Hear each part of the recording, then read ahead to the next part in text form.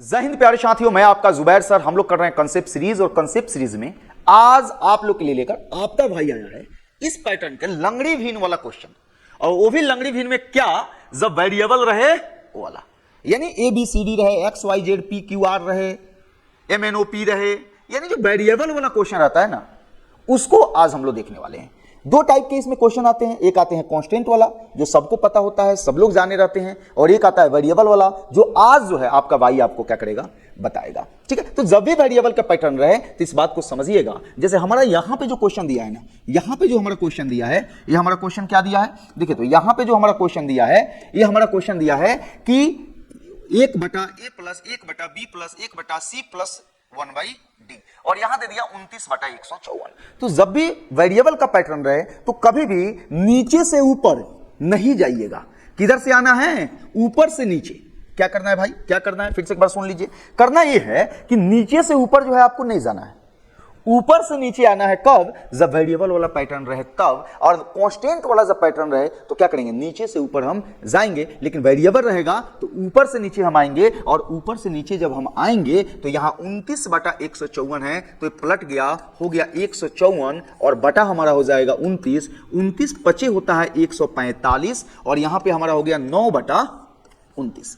यानी कहने का मतलब है कि हमारा ए का मान कितना हो गया, 5। जो फ्रैक्शन में आता है यहां पे वो हमारा ए बी सी डी ई सब का मान निकलेगा, और हमारा जो भिन्न है, जो हमारा भिन्न है, इसको फिर हम पलट देंगे, क्योंकि ऊपर से नीचे हमारा है तो एक सीढ़ी के बाद एक आए हैं, तो अगले सीढ़ी पे आएंगे तो फिर पलट देंगे, तो हमारा हो गया 29/9, तो 9 तिरका 27, और 27 2/9 हो गया, यानी बी का मान हमारा कितना हो गया मेरे भाई, बी का मान हमारा 3 हो गया। और फिर जो फ्रैक्शन आया उसको पलट देंगे तो हो गया 9/2, यानी कहने का मतलब है 4.1/2, यानी सी का मान जो हमारा आ गया 4 आ गया, और डी का मान जो हमारा आ गया वो हमारा कितना आ गया, 2 आ गया। आपसे पूछ रहे हैं ए बी सी डी का मान, ए का मान 5 है, बी का मान 3 है, सी का मान 4 है, और डी का मान 2 है, तो सभी को जोड़ देंगे तो 5 + 3 + 4 + 2, यानी हमारा आंसर कितना हो गया, 5 3 8 8 4 12 12 2 हमारा कितना हो गया 14, और इसका करेक्ट आंसर हो जाएगा हमारा 14।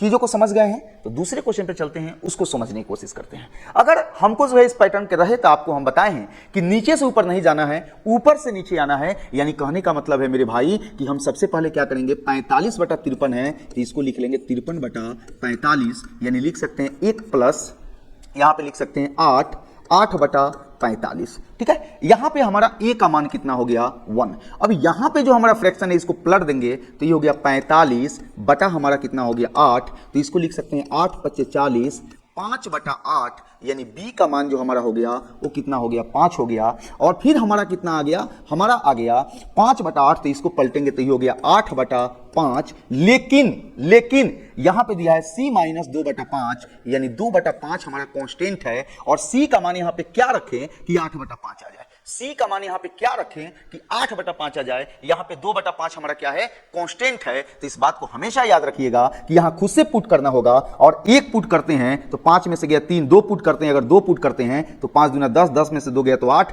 यानी हमारा जो c का मान हुआ 2 हो गया। यानी कहने का मतलब है a का जो हमारा मान निकल गया 1 निकल गया, b का मान जो निकल गया 5 निकल गया, और c का मान निकल गया वो 2 निकल गया, और इसी को उठाकर इसमें पुट कर देंगे, हमारा आंसर आ जाएगा। इसी को उठाएंगे और यहां पे हम क्या करेंगे, पुट कर देंगे, हमारा आंसर आ जाएगा। फिर हम लोग बढ़ते हैं अगले क्वेश्चन की ओर। ये हमारा क्वेश्चन है, ये हमारा क्या है, क्वेश्चन है, ये हमारा क्वेश्चन है। फिर हम लोग बढ़ते हैं अगले क्वेश्चन की ओर, और अगले क्वेश्चन में हम लोग देखते हैं कि हमारा कितना दिया हुआ है, 29/79, तो यहां पे हम लिख सकते हैं 79/29। क्या लिख सकते हैं, 79/29, और यहां पे हम कर लेंगे तो 29 दूना 58 होता है, 58, तो हमारा हो जाएगा 21 बटा हमारा हो जाएगा 29, 21 बटा हमारा क्या हो जाएगा, 29 हो जाएगा। यानी x का मान जो हमारा है वो कितना हो गया, 2 हो गया।